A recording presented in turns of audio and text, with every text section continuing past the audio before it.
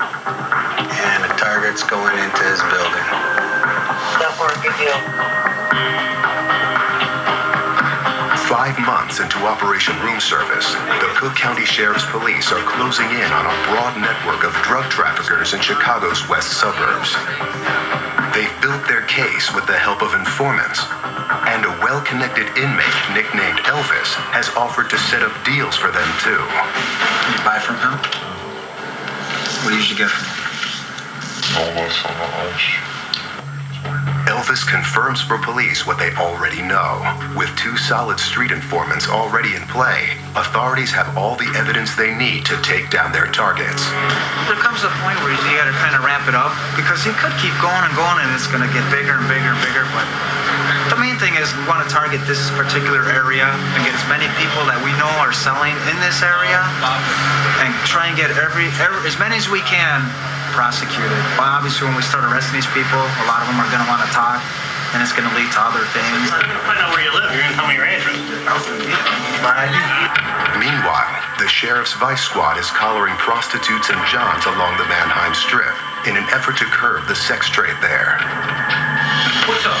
You saw the girls out there? Come on, man. Huh? Don't do that, man. Just let me know. No, man. I just want to know. What's the story? No, I just rolled past. That was it, man. And what? And what?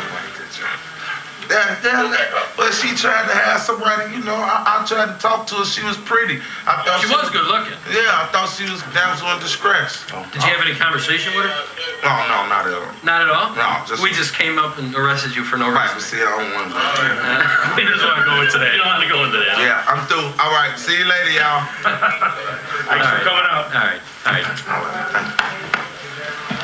what I mean. Unbelievable. This morning alone, police have booked 8 johns for soliciting undercover officers for sex. And they've nabbed 3 local working girls, including a 30-year-old who calls herself Peach. I used to be a heroin addict. I've been clean for 45 days. I'm ashamed. I'm embarrassed that, I had to do this. But you gotta survive. So you're still booked at this hotel down the street? Yeah, until 1 o'clock today. Okay, and then where do you go? I don't know. Where's your family? Where's anybody? They don't talk to me. I haven't talked to my family in 2 years. Instead of sending Peach to jail, these counselors give her another option. They'll find her a place to stay if she agrees to enter drug rehab and therapy. Let me tell you something. Don't mess up another girl's opportunity And take up a space. and take up, because we can get you a place today. You willing to do it? Yes, I am. Okay. We're going to talk to a couple other ladies. We're going to make some phone calls. Come here. Because you said don't get like you need a hug. You are not alone. It's going to be okay, all right? The average prostitute turns maybe 8 or 9 tricks a day. Then there's 365 days in a year. 365 times 8, over 2,000 men. What would your mental state be? How wonderful would you be acting? What type of drugs would you be on to deal with that type of lifestyle? The counselors speak from experience. Both are former prostitutes who worked the Mannheim Strip for years. I was a heroin IV drug user.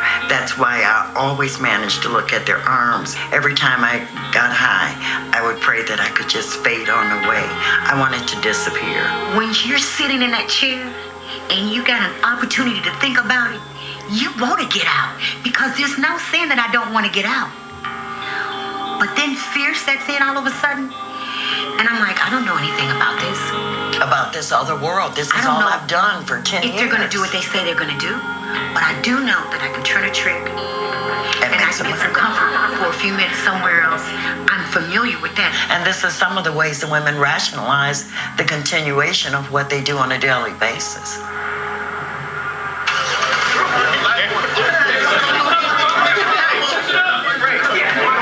What up, baby? I want to thank everybody for coming out. The team from another district, friends from Franklin Park, Rose Park, and Stone Park. It's 5:30 a.m., the day Cook County authorities have been waiting for. We have 24 targets we got to round up that we've been buying narcotics from. They're ready to hit more than 20 locations in a coordinated sweep that will cap off Operation Room Service. The total stats for the whole operation, we have 40 that have already been charged, and then we have 24 where the charges are pending, and those are the ones that we'll be looking for today. They plan to round up many of their targets on the Mannheim Strip at a hotel and an apartment complex. Then they'll capture the rest in outlying neighborhoods. Our informant is out there today. He's going to keep in contact with me in case there's some people that we can't locate. He'll be able to place calls to either order up or he'll be able to place calls to find out where they're at. So if we go to certain locations and we can't find some of these targets, the informant's going to keep in contact with me to let me know which rooms they're going to be in. If we encounter gunfire prior to the breach of that front door, we'll fall back to the van. We'll take a head count, set up a perimeter, and treat it as a barricade. Maintain your professionalism out there. Do not forget there's going to be a lot of children involved in a couple locations, so be careful about that and be very safe when you're out there. All right, BTU be on target. 10 seconds. 10 seconds. Hey, Nick, come on up. We get 3 guys up here right away. Police search warrant. Keep your hands where I can see them. BT coming down. Yeah, we got 3 in custody. All right, that's all. Put your hands up. Put your hands